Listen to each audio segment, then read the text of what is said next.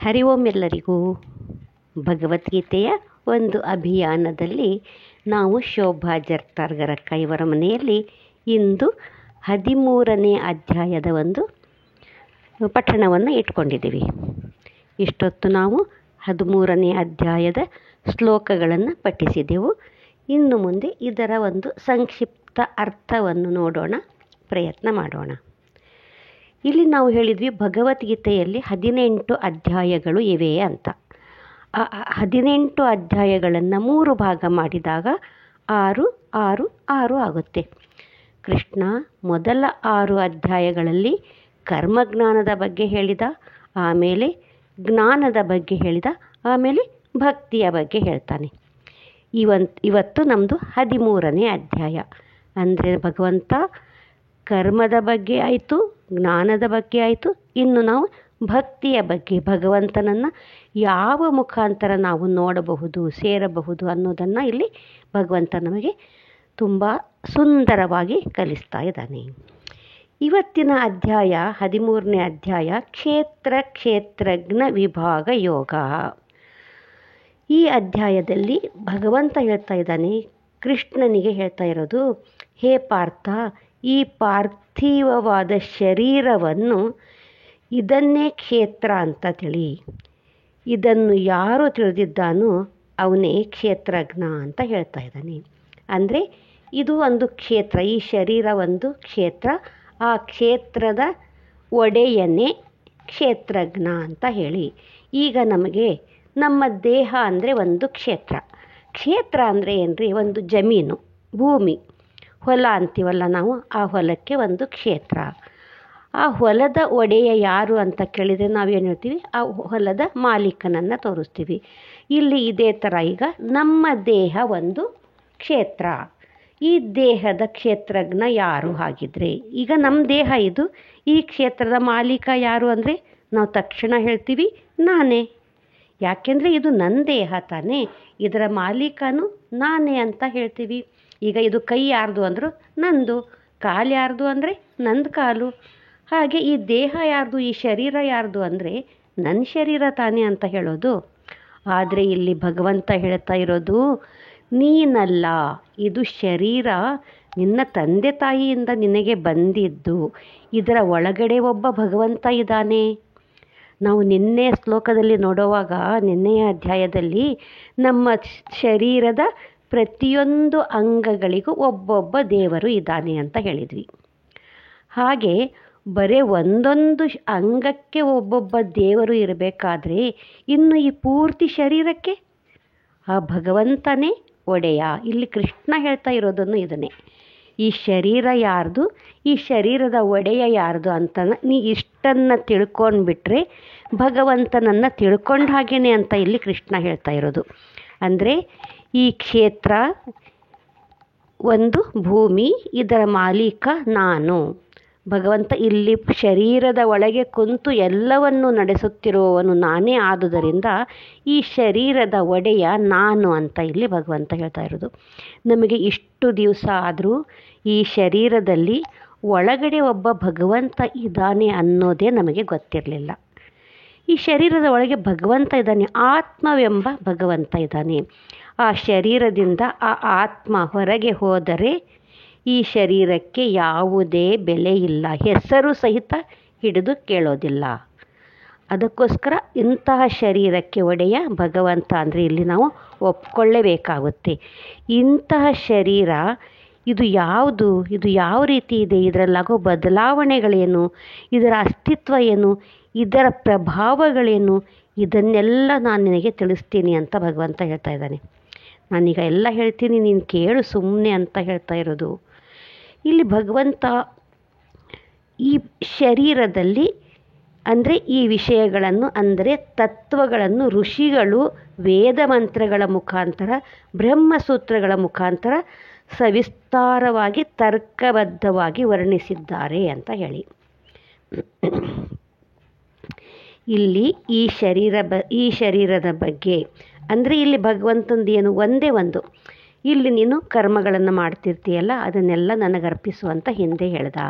ಆಮೇಲೆ ನೀನು ಮಾಡೋ ಕರ್ಮ ಎಲ್ಲ ನಿನ್ನ ಹಿಂದಿನ ಕರ್ಮದ ಜೊತೆಗೆ ಬಂದಿರುತ್ತೆ, ಅದನ್ನು ನೀನು ತಪ್ಪಿಸಬಾರ್ದು, ಮಾಡಲೇಬೇಕು ಅಂತ ಹೇಳ್ದ ಕೃಷ್ಣ.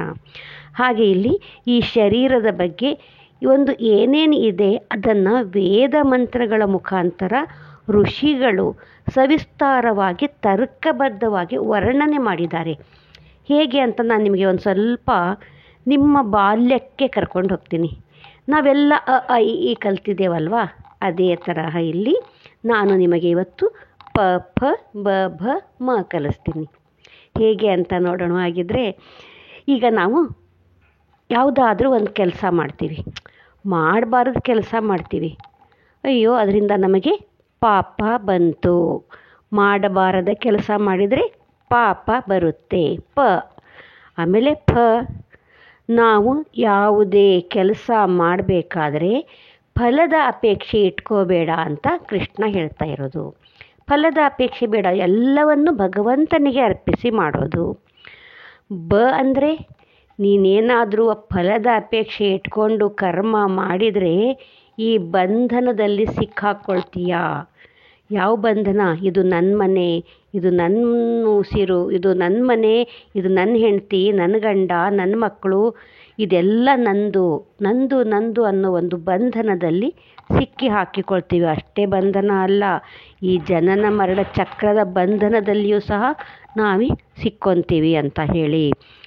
ಭ ಅಂದರೆ ಯಾವುದೇ ಒಂದು ತಪ್ಪು ಮಾಡಿದಾಗ ಅಥವಾ ಮಾಡೋದನ್ನು ಸರಿಯಾಗಿ ಮಾಡದೇ ಇದ್ದಾಗ ನಮಗೆ ಕಾಡುತ್ತೆ ಭಯ.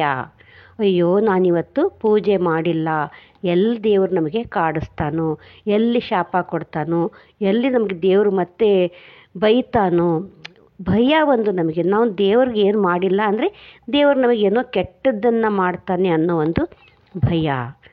ದೇವರು ಯಾವ ದೇವರು ಸಿಟ್ಟಾಗೋದಿಲ್ಲ, ಯಾವ ದೇವರು ಶಾಪ ಕೊಡೋದಿಲ್ಲ, ಯಾವ ದೇವರು ಬೈಯೋದಿಲ್ಲ. ಯಾಕೆ ಅಂದರೆ ಈ ಶರೀರದ ಒಳಗಡೆನೇ ದೇವರಿರೋದು. ಈ ಶರೀರ ಅಂದಮೇಲೆ ಇಲ್ಲೆಲ್ಲ ನೀವು ಕೂತ್ಕೊಂಡಿದ್ದೀರಾ, ಒಬ್ರಿಗೊಬ್ರು ನಾವು ನೋಡಿಕೊಂಡಾಗ ನಿಮ್ಮ ಶರೀರದಲ್ಲೂ ಭಗವಂತ ಇದ್ದಾನೆ, ಇವ್ರ ಶರೀರದಲ್ಲೂ ಭಗವಂತ ಇದ್ದಾನೆ, ನನ್ನ ಶರೀರದಲ್ಲೂ ಭಗವಂತ ಇದ್ದಾನೆ, ಅವ್ರ ಶರೀರದಲ್ಲೂ ಭಗವಂತ ಇದ್ದಾನೆ. ಅಂದರೆ ಎಲ್ಲರ ದೇಹದ ಒಳಗಡೆನೆ ಭಗವಂತ ಇದ್ದಾನಂದಮೇಲೆ ಅಲ್ಲಿ ಯಾರು ತಾನೇ ಯಾರಿಗೆ ಬೈತಾರೆ, ಯಾರು ತಾನೇ ಯಾರಿಗೆ ಶಾಪ ಕೊಡ್ತಾರೆ? ಇಲ್ಲ, ಭಗವಂತ ಯಾರಿಗೂ ಬೈಯೋದಿಲ್ಲ, ಶಾಪ ಕೊಡೋದಿಲ್ಲ ಅಂತ ತಿಳಿದಾಗ ನಾವು ಈ ಜನನ ಮರಣದ ಚಕ್ರದಿಂದ ಪಾರಾಗ್ತೀವಿ. ಎಷ್ಟು ಸುಂದರವಾಗಿ ಒಂದು ಭಗವಂತ ನಮಗೆ ಇಲ್ಲಿ ಉದಾಹರಣೆ ಸಹಿತ ಕೊಟ್ಟಿದ್ದಾನೆ. ಇದನ್ನೇ ಋಷಿಮುನಿಗಳು ತಿಳ್ಕೊಂಡಿದ್ದಾರೆ. ಇದನ್ನು ಋಷಿಮುನಿಗಳು ತಿಳ್ಕೊಂಡು ಈ ನಮ್ಮ ಕ್ಷೇತ್ರದಲ್ಲಿ ಅಂದರೆ ಈ ಶರೀರದಲ್ಲಿ 18 ಇಂದ್ರಿಯಗಳ ಸಮೂಹ ಇದೆ, ಈ ಸಮುದಾಯ ಇದೆ ಒಂದು ಈ ಕ್ಷೇತ್ರದಲ್ಲಿ. 18 ಇಂದ್ರಿಯಗಳು ಅಂತ ಹೇಳ್ತಿದ್ದಾನೆ. ಪಂಚಮಹಾಭೂತಗಳು, ಪಂಚಜ್ಞಾನೇಂದ್ರಿಯಗಳು, ಆಕಾಶ, ವಾಯು, ಮನಸ್ಸು, ಅಹಂಕಾರ, ಬುದ್ಧಿ, ಮಾಯಾಶಕ್ತಿ, ಕಣ್ಣು, ಕಿವಿ ಇತ್ಯಾದಿ ಪಂಚೇಂದ್ರಿಯಗಳು. ಈ ಥರ ಒಟ್ಟು ಕರ್ಮೇಂದ್ರಿಯಗಳು, ಜ್ಞಾನೇಂದ್ರಿಯಗಳು ಮತ್ತು ಕರ್ಮೇಂದ್ರಿಯಗಳು ಒಟ್ಟು 10 ಮತ್ತು ಈ ಇಂದ್ರಿಯ ವಿಷಯಗಳಾದ ಶಬ್ದ, ಸ್ಪರ್ಶ, ರೂಪ, ರಸಗಂಧ ಇವೆಲ್ಲ ಸೇರಿ 18 ಒಂದು ಈ ಕ್ಷೇತ್ರದ ಸಮುದಾಯಗಳಲ್ಲಿ ಇದ್ದಾವೆ ಅಂತ ಕೃಷ್ಣ ಹೇಳ್ತಾ ಇರೋದು.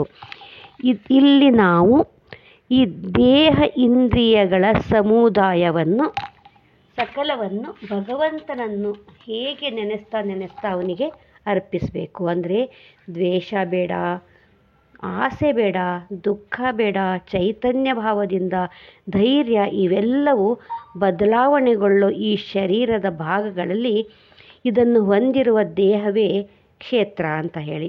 ಈ ಕ್ಷೇತ್ರದಲ್ಲಿ ಯಾರ್ಯಾರಿದ್ದಾರೆ? ಈಗ 18 ಜನ ಅಂದರೆ ಆಸೆ, ದ್ವೇಷ, ಸುಖ, ದುಃಖ, ಚೈತನ್ಯ ಭಾವ, ಧೈರ್ಯ.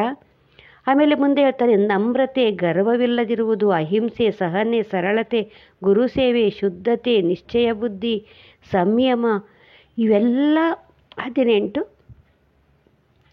ಆಮೇಲೆ ಇಲ್ಲಿ ಭಗವಂತ ಹೇಳ್ತಾ ಇರೋದು ಇದನ್ನೆಲ್ಲ ನಾವು ಆಸೆ ಬೇಡ, ದ್ವೇಷ ಬೇಡ, ಯಾರನ್ನು ದ್ವೇಷ ಮಾಡಬೇಡ, ಯಾಕೆಂದರೆ ಎಲ್ಲರೊಳಗೂ ಭಗವಂತ ಇದ್ದಾನೆ.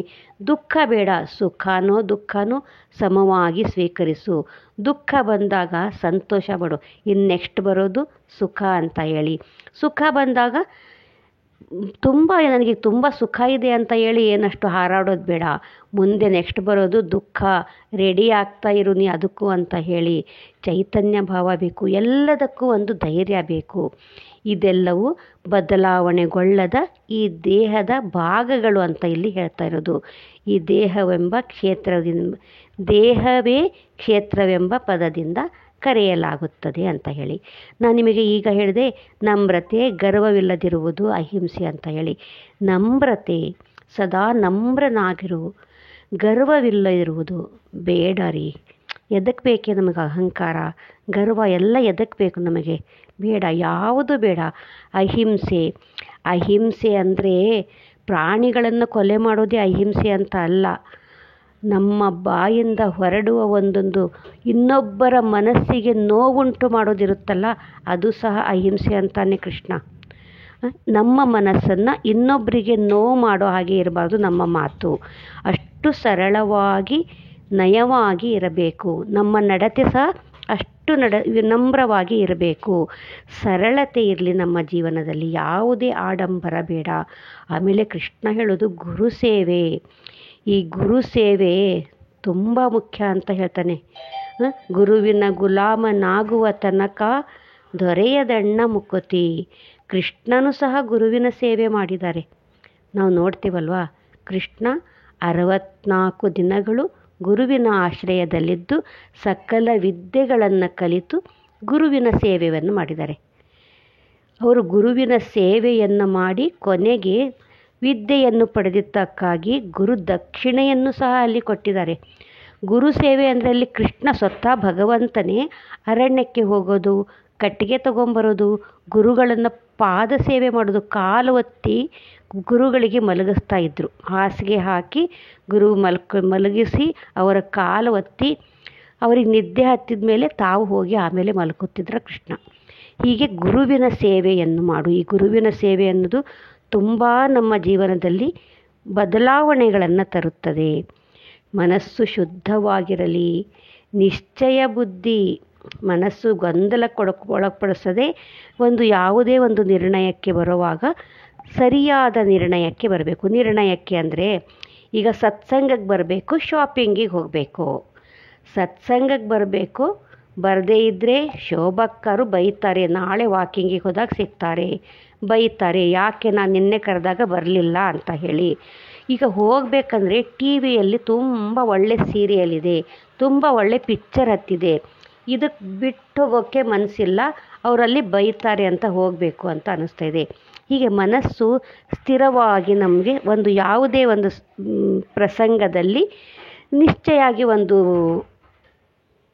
ನಿಶ್ಚಯವಾಗಿ ನಾವು ಡಿಸೈಡ್ ಮಾಡೋಕ್ಕೆ ಆಗೋದಿಲ್ವಲ್ಲ ಅಂಥದ್ದು. ಮತ್ತು ಬೀಗಬಾರ್ದ್ರಿ, ನಾನೇ ದೊಡ್ಡವನು, ನಾನು ಹೇಳಿದ್ದೇ ಎಲ್ಲ ಆಗಬೇಕು, ಯಾವುದಕ್ಕೂ ಬೀಗಬಾರ್ದು. ನಮ್ಮ ನಡತೆ ಸರಳವಾಗಿರಬೇಕು, ಇನ್ನೊಬ್ಬರಿಗೆ ಅದು ಮಾದರಿಯಾಗಿರಬೇಕು. ನೋಡ್ರಿ ಅವ್ರು ಹೆಂಗಿದ್ದಾರೆ, ದೇವರಂಥ ಮನುಷ್ಯರು, ಎಷ್ಟು ಒಳ್ಳೆ ಮಾತಾಡ್ತಾರೆ.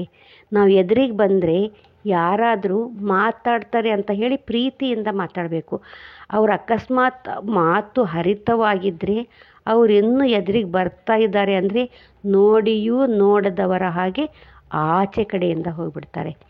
ಅದೇ ನಾವು ಪ್ರೀತಿಯಿಂದ ಮಾತಾಡೋರಿದ್ದರೆ ನಾವು ನೋಡದೇ ಇದ್ದರೂ ಸಹ ಅವರು ಅದಿಗೆ ಎದುರಿಗೆ ಬಂದು, ಅಯ್ಯೋ ಏನ್ರಿ ಚೆನ್ನಾಗಿದ್ದೀರಾ, ಹೇಗಿದ್ದೀರಾ, ಈಗ ಎಲ್ಲಿದ್ದೀರಾ, ಏನು ಮಾಡ್ಕೊಂಡಿದ್ದೀರಾ, ಪ್ರೀತಿಯಿಂದ ಅಯ್ಯೋ ಇಲ್ಲ ರೀ ನಾನು ನಿಮಗೆ ನೋಡಿದ್ದೇ ಇಲ್ಲ ಅಂದರೆ, ಹೌದು ನೀವು ನೋಡಲಿಲ್ಲ, ನೀವು ಆ ಕಡೆ ಇದ್ರಿ, ನಾನೇ ನೋಡಿದೆ, ಅದಕ್ಕೆ ನಿಮಗೆ ಮಾತಾಡ್ಸಕ್ಕಂತ ಬಂದೆ. ಎಷ್ಟು ನಮ್ಮಲ್ಲಿ ನಮ್ಮ ನಡತೆಯೇ ನಮ್ಮನ್ನು ಸರಳತೆಯನ್ನು ನಮಗೆ ತೋರಿಸುತ್ತೆ. ಅದು ಹಾಗಿರಬೇಕು ನಮ್ಮ ಜೀವನ. ಈ ವಿನಮ್ರತೆ, ಈ ನಡತೆ ನಮ್ಮನ್ನು ತುಂಬ ಎತ್ತರಕ್ಕೆ ಕರ್ಕೊಂಡು ಹೋಗುತ್ತೆ. ಇಂತಹದ್ದು ಇರೋದರಿಂದ ನಮ್ಮಲ್ಲಿ ಅಹಂಕಾರ ಬರೋದಿಲ್ಲ. ಇದು ನಮಗೆ ಜನ್ಮ ಮೃತ್ಯು ಜರಾ ವ್ಯಾಧಿಗಳಿಂದಲೂ ಸಹ ದೂರ ಮಾಡುತ್ತೆ. ಈ ಸರಳತೆ ಇದ್ದರೆ ಎಲ್ಲರೂ ಪ್ರೀತಿ ಮಾಡ್ತಾರೆ, ಎಲ್ಲರೂ ಪ್ರೀತಿ ಮಾಡಿದ್ದಾರೆ ಅಂದರೆ ನಮ್ಮ ಗುಣ ನಡತೆ ಶುದ್ಧವಾಗಿದೆ. ಇದರಿಂದ ನಾವು ಈ ಜನ್ಮ ಮೃತ್ಯುವಿನಿಂದ ಪಾರಾಗಬಹುದು. ಅಹಂಕಾರ ಇರೋದಿಲ್ಲ. ಎಷ್ಟು ಚೆನ್ನಾಗಿ ಅನಿಸುತ್ತೆ ಅಂದರೆ ಮುಪ್ಪು ಬಂದಾಗ ನಮಗೆ ಭಯನೇ ಇಲ್ಲ. ಅಯ್ಯೋ ಮುದುಕರಾಗಿದ್ದೀವಲ್ಲ ಅಂತ ಹೇಳಿ ನಮಗೆ ರೋಗನೂ ಬರೋದಿಲ್ಲ. ರೋಗ ಬರೋದು ಈ ಇಂದ್ರಿಯಗಳಿಗೆ, ನಮಗೆಲ್ಲ ರೋಗ ಬರೋದು ಇಂದ್ರಿಯಗಳಿಗೆ ರೋಗ ಬರುತ್ತೆ. ಆಮೇಲೆ ದುಃಖ ಇರೋದಿಲ್ಲ, ದೋಷಗಳು ಇರೋದಿಲ್ಲ. ಇಲ್ಲಿ ಪ್ರತಿಯೊಂದನ್ನು ಸಹ ನಮಗೆ ಕೃಷ್ಣ ಇಷ್ಟು ಅರ್ಥವತ್ತಾಗಿ ವಿವರವಾಗಿ ಹೇಳ್ತಾ ಇದ್ದಾನಂದರೆ ಅಷ್ಟು ಚೆನ್ನಾಗಿ ಹೇಳ್ತಾ ಇದ್ದಾನೆ. ಮುಂದೆ ಇಲ್ಲಿ ನಾವು ಮಮಕಾರಕ್ಕೆ ಸಿಕ್ಕಾಕೊಂಡಿದ್ದೀವಿ. ಮಮಕಾರ ಅಂದರೆ ಏನಂದರೆ ಇದು ನನ್ನ ಮನೆ, ನನ್ನ ಗಂಡ, ಇಲ್ಲೆಲ್ಲ ಪ್ರತಿಯೊಂದನ್ನು ನಾವು ನಂದು ಅಂತ ಹೇಳ್ತೀವಿ. ಇದಕ್ಕೆ ಒಂದು ಸುಂದರವಾದ ಕತೆ ಭಾಗವತದಲ್ಲಿ ಬರುತ್ತೆ. ಭಾಗವತದಲ್ಲಿ ಬರೋ ಕತೆ ಅಂದರೆ 2 ಪಾರಿವಾಳಗಳಿರ್ತವೆ. 2 ಪಾರಿವಾಳಗಳು ತುಂಬ ಒಂದಕ್ಕೊಂದು ಪ್ರೀತಿ ಮಾಡ್ತಾ ಇರ್ತವೆ. ಒಂದು ಗಂಡು ಪಾರಿವಾಳ, ಒಂದು ಹೆಣ್ಣು ಪಾರಿವಾಳ. ಆ 2 ಪಾರಿವಾಳಗಳು ಹೆಣ್ಣು ಪಾರಿವಾಳ ಗೂಡಿನಲ್ಲಿ ಇರುತ್ತೆ. ಗಂಡು ಪಾರಿವಾಳ ಹೋಗಿ ಕಾಳನ್ನು ತೊಗೊಂಬರ್ತಾ ಇರುತ್ತೆ. ತಂದು ಹೆಣ್ಣು ಪಾರಿವಾಳಕ್ಕೆ ಕೊಡ್ತಾ ಇರುತ್ತೆ. ಹಾಗೆ ಅವು ತಿಂತಾ ಇರಬೇಕಾದ್ರೆ ಒಂದು ಸ್ವಲ್ಪ ದಿನ ಆದಮೇಲೆ ಪಾರಿವಾಳಗಳ ಗುಂಪು ಅಂದರೆ ಸಂಸಾರ ದೊಡ್ಡದಾಗುತ್ತೆ.